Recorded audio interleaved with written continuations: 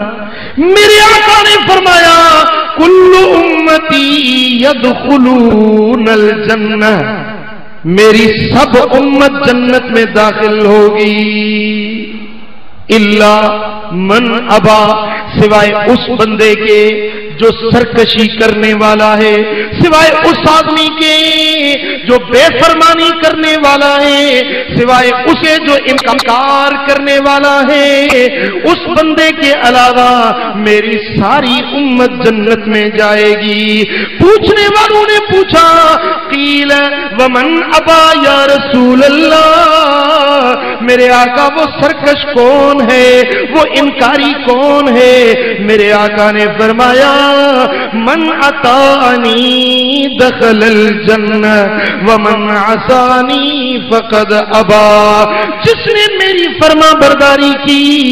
وہ جنت میں داخل ہونے والا ہے، جس نے میری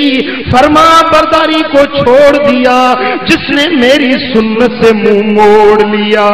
وہ سرکش ہے، وہ انکاری ہے، وہ جنت میں قدم رکھ نہیں سکتا۔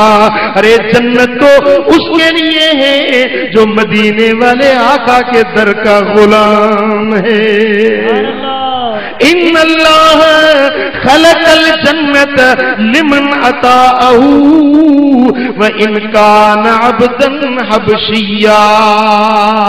رب ذوالجلال نے جنت ان لوگوں کے لیے پیدا کی ہے جو مدینے والے آقا کے در کے غلام ہیں، پھر چاہے وہ حبشی ہو، پھر چاہے ان کی صورت اچھی نہیں، ان کی شبیہ اچھی نہیں، ان کی ذات عالی نہیں، لیکن مدینے والے آقا کے